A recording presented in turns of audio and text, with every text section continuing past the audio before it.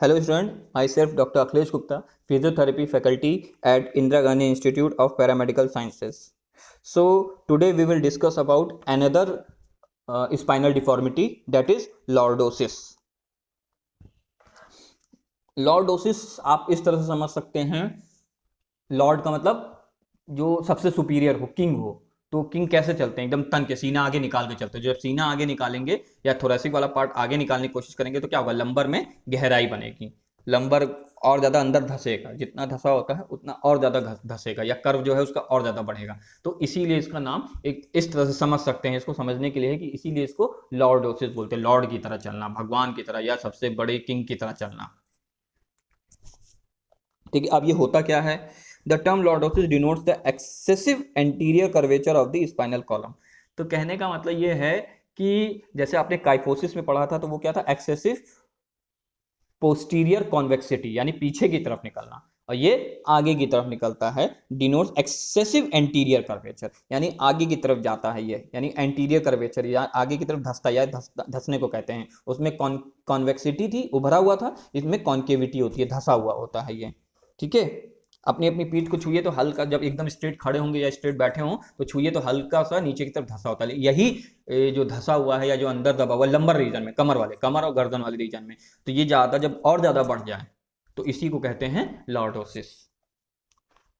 Usually lordosis is seen in lumbar region. जैसा कि बताया गया कि लॉर्डोसिस जो अगर विजिबल तरीके से देखा जाए तो लॉर्डोसिस जो है आपका लंबर रीजन में ज्यादा देखा जाता है। In many cases lordosis is simply a postural deformity. और काफ़ी केसेस में लॉर्डोसिस जो है सिर्फ एक पॉस्चरल डिफॉर्मिटी है, यानी पॉस्चर की वजह से हो रहा है, किसी और वजह से बहुत ही कम होता है। पॉस्चर की वजह से ज़्यादा होता है, ये कि पॉस्चर खराब है तो लॉर्डोसिस हो जाता है। ठीक है, और किसी वजह से बहुत ही कम देखा जाता है। ठीक है, अब वो पॉस्चर खराब होने के कई सारे कारण हो सकते हैं आपके। ठीक है, नेक्स्ट है types. There are 5 primary types of lordosis. तो लॉर्डोसिस 5 हैं। ठीक है, अब वो किस तरीके से हो रहे हैं, ठीक है, उनका कारण क्या है, उसका कारक क्या है, कारण क्या है, उसके आधार पर इसको 5 हिस्सों में बांटा गया है। सबसे पहला है पॉस्चरल, जो कि हमने बात की थी कि पॉस्चरल लॉर्डोसिस, गलत तरीके से बैठना, गलत तरीके से खड़े होना। ठीक है, ठीक, मतलब आगे पेट, जैसे खड़े हैं तो कुछ लोग क्या होता है, हाथ पीछे कर लेते हैं और पेट निकाल के खड़े हो जाते हैं। तो इससे क्या होगा? ज्यादा दिन तक जब ऐसे ही खड़े रहेंगे, स्पेशली जिनका काम खड़े होता है, जैसे कि ठेकेदार, ठीक है, उनको देख सकते हैं आप, जिनका बहुत मतलब दुकानदार, जिनका दिन भर बैठने का काम होता है, तो वो लोग सही पोस्चर नहीं बना पाते हैं। ठीक है, तो इस वजह से उनको जो होने के ज्यादा, this often comes from being overweight or lack of muscle conditioning in the abdomen and back muscles। तो ये दो वजह से होता है, या तो कोई पेशेंट मतलब जिसको भी होगा उसका या तो वजन बहुत ज्यादा होगा, तो वजन होगा तो क्या होगा? एब्डोमेन पे ही सबसे ज्यादा वजन आता है, तो एब्डोमेन आगे की तरफ भागेगा तो क्या होगा? पीछे गहराई बढ़ेगी, आपकी पीछे की जो मसल्स हैं वो वीक होंगी और वो आगे की तरफ धक्का देंगी। या तो ये हो सकता है, और या तो आपकी एब्डोमेन मसल्स पहले से ही कमजोर हो, बैक मसल्स कमजोर हो, जो उसको टाइटली पकड़ नहीं पा रही हैं, तो उस वजह से भी हो सकता है। और ऐसे पोस्चर में क्या होता है? आदमी की टेंडेंसी हो जाती है बैठना, वैसे बैठना, ठीक है, ऐसे तन के बैठना, तो वो लेटना, बैठना, खड़े होना, तो वो ज्यादातर खड़े होने में ही होता है। नेक्स्ट है ट्रोमैटिक लॉर्डोसिस, चोट लगने की वजह से। A trauma to the connecting link of spine that is pars interarticularis, जैसे कि हमने बात की थी आपके स्पॉन्डाइलोलिस्थेसिस में। स्पॉन्डाइलोलिस्थेसिस में क्या होता है? पार्स इंटरकोलैरिस वाला जो पार्ट था, ठीक है, वो ब्रेक हो जाता था, फ्रैक्चर हो जाता था, तो उसकी वजह से होता था जब स्पॉन्डाइलो। तो ये यहाँ भी हो सकता है कि पार्स इंटरकोलैरिस किसी इंजरी की वजह से टूट गया हो, ठीक है, कमजोर रहा हो और हल्की सी भी फोर्स लगा हो तो वो टूट जाए। ठीक है, उस केस में भी आपका जो कर्वेचर है वो बढ़ सकता है, लॉर्डोसिस वाला जो कर्वेचर है वो बढ़ सकता है। Them break due to fracture, fracture हो सकता है वहां, causing pain in the lower spine, और निचले लोअर यानी कमर वाले हिस्से में जो स्पाइन है, आपकी लंबर स्पाइन है, उसमें दर्द भी हो सकता है। नेक्स्ट है पोस्ट सर्जिकल लेमिनेक्टमी। ठीक है, यानी कि हमने बात की थी इससे पहले स्पॉन्डाइलोलिस्थेसिस में कि एक सर्जिकल प्रोसीजर होता है लेमिनेक्टमी, यानी लेमिना को काट देते हैं या हटा देते हैं, ताकि अंदर जो हमको स्पाइन या स्पाइनल कॉर्ड को, स्पाइनल नर्व को हमको जो सही करना है उसको हम सही कर सकें। ठीक है, जो आगे स्लिप करके भागा है उसको हम सही कर सके, तो उसके लिए हम लेमिनेक्टमी करते हैं। और फिर डिसेक्टमी करते थे, इंटरवर्टिब्रल डिस्क को सही करते थे, काट के हटा देते थे, ताकि वो नस जो दब रही है वो ना दबे।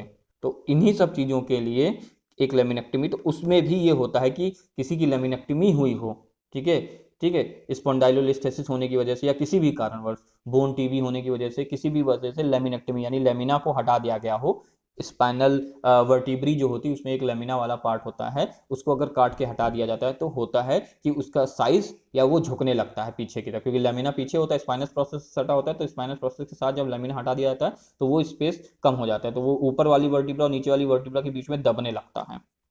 ठीक है, the laminectomy is a surgical procedure where part of vertebrae are remove, part of vertebrae यानी लेमिना और spinal are remove to give access to the spinal cord, ताकि हम स्पाइनल कॉर्ड के ऊपर काम कर सके, यानी सर्जन जो है, जो डॉक्टर है, वो स्पाइनल कॉर्ड को सही से देख सके और उस पर काम कर सके, इसीलिए वहां लेमिनेक्टमी कर देते, लेमिना को काट के हटा देते हैं।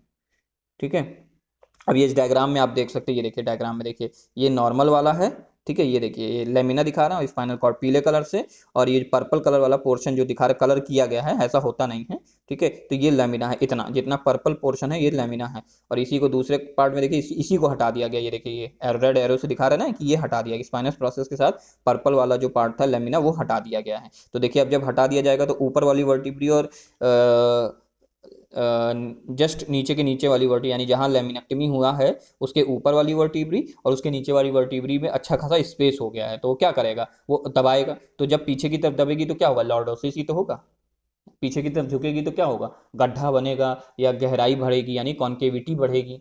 ठीक है, लॉर्डोसिस मतलब लंबर रीजन में अगर होता है तो ये हो सकता है, और सर्वाइकल दोनों जगह हो सकता है। ठीक है, तो ये पीछे की तरफ धक्का देगी, दोनों ऊपर वाली वर्टी लेमिनेक्टमी जहां हुई उसके ऊपर वाली वर्टिब्री और नीचे वाली वर्टिब्री दोनों एक दूसरे से पास आने की कोशिश करेंगे, तो कर्व अपने आप क्या होगा, दबा हुआ हो जाएगा। ठीक है, नेक्स्ट है न्यूरोमस्कुलर लॉर्डोसिस। न्यूरोमस्कुलर लॉर्डोसिस में आती है जनरली आपकी this can result due to nerve compression और स्ट्रेन यानी muscular tear at lumbar region, तो ये हो सकता है कि या तो वहां से जो नर्व निकल लंबर रीजन से जो नर्व निकल रही है उसमें चोट लग जाए, ठीक है, तो वो पेन होगा, पेन की वजह से आप कंपनसेट करने के लिए या दर्द ना हो उसकी वजह से आप गलत पॉस्चर एक्वायर कर लेंगे, या बैक की मसल्स लंबर रीजन की जो बैक मसल्स हैं उसका टीयर हो जाए, चोट इतनी भयंकर लग जाए कि वहां टीयर हो जाए, ठीक है, ठीक, स्ट्रेन स्ट्रेन हो जाए, टीयर हो जाए, तो वो लोड नहीं बियर कर पाएंगी, दर्द होगा वहां, तो आप उसके लिए क्या करोगे, आप उसके लिए कमर को टेढ़ा करके चलोगे या ऐसे करके चलोगे, तो वो अपने आप एक समय ऐसा आएगा ज्यादा दिन होने के बावजूद वो पोस्चर अडॉप्ट कर लेगा, और जब अडॉप्ट कर लेगा तो वो अपने आप लॉर्डोसिस में कन्वर्ट हो जाएगा। ठीक है, नेक्स्ट है lordosis secondary to the hip flexion contraction, यानी कि आगे की जो हिप फ्लेक्सर मसल्स हैं यानी इलियोसोआस मेजर, ठीक है, ठीक, ये आपकी जो है आपकी इलियोसोआस मेजर जो है हिप फ्लेक्सर, इनका कॉन्ट्रैक्चर हो जाए।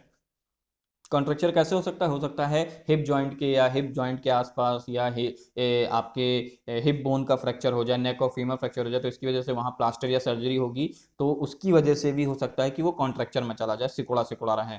ठीक है, जब सिकुड़ा रहेगा तो ऑटोमेटिकली क्या होगा, वो अपने पास आगे की तरफ बुलाएगा, तो आगे की तरफ बुलाएगा तो आपकी पेल्विस पीछे के लिए जाने के लिए वो होगी, तो जब पीछे के लिए जाने के लिए होगी तो वहां गड्ढा अपने आप बढ़ जाएगा। This is a unique group of patient who develops a contracture of hip joint muscle causing the spine to pull out of the alignment, और अलाइनमेंट बनाने के लिए क्या होगा, आप आगे की तरफ अपने पेल्विस को आगे की तरफ धक्का दोगे। ठीक है, तो जब धक्का दोगे आगे की तरफ, ठीक है, क्योंकि आप झुक के तो चलोगे नहीं हमेशा, तो उसी को आगे जब धोगे तो वो क्या करेगा, वो पुल करेगा, खींचेगा अपनी तरफ, जो कॉन्ट्रैक्चर वाला है आपका परमानेंट शॉर्टनिंग जिसे हम बोलते हैं, वो वाली जो हिप फ्लेक्सर मसल्स है वो अपनी तरफ खींचेंगी हिप को जब आगे खींचेंगी तो पीछे ऑटोमेटिकली जब किसी चीज को आप आगे से पकड़ के खींचोगे तो पीछे क्या होगा, पीछे से आगे की तरफ आएगा, तो ऑटोमेटिकली उसमें गड्ढा पीछे से यानी लंबर वाले रीजन से गड्ढा अपने आप बढ़ेगा, जिसे हम कॉन्केविटी बोल रहे थे, तो ये भी एक कारण हो सकता है लॉर्डोसिस होने का। अब हम बात करेंगे कॉजेस की, क्या क्या कारण हो सकते हैं जिसकी वजह से लॉर्डोसिस होता है। सस्टेन फॉल्टी पोस्चर यानी कि बहुत दिनों तक आपने गलत पोस्चर अपना लिया हो, ठीक है, उसकी वजह से हो सकता है। प्रेगनेंसी के दौरान होता है, क्योंकि प्रेगनेंसी में एब्डोमेन का साइज बढ़ जाता है, फीमेल में एब्डोमेन का साइज बढ़ जाता है, ठीक, तो जब एब्डोमेन का साइज बढ़ जाएगा तो क्या होगा, आगे वेट ज्यादा आ जाएगा, जब वेट ज्यादा आ जाएगा तो पीछे अपने आप झुकाव होने लगेगा। ठीक है, ये नॉर्मल सी है चीज, ठीक, तो उस पर अगर प्रॉपरली वर्क किया जाए तो प्रेगनेंसी के बाद उसको सही भी किया जा सकता है, ऐसा नहीं कि वो सही नहीं होता है, अगर प्रॉपर काम किया जाए तो वो सही भी होता है उस पर। नेक्स्ट ओबेसिटी, मोटापा, जैसे कि हम बात करें तो ओवरवेट हो जाना।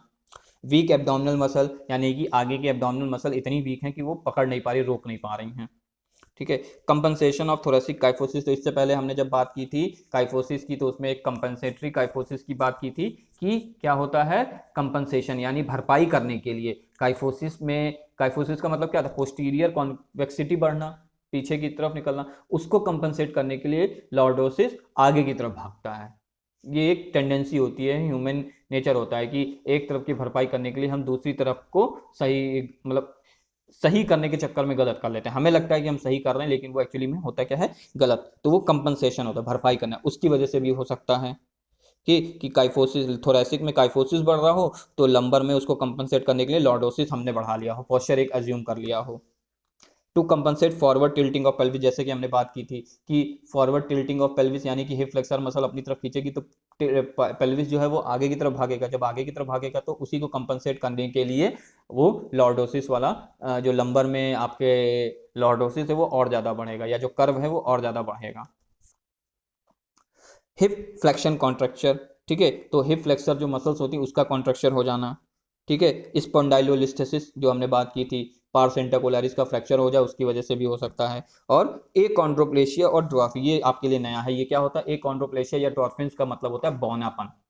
आप देखते हैं ना छोटे छोटे, मतलब एज उनकी हम एज उनकी 20, 21, 22 होती है लेकिन वो लगते हैं कितने उनकी जो हाइट होती है 6 साल 7 के बच्चे की तरह होती है।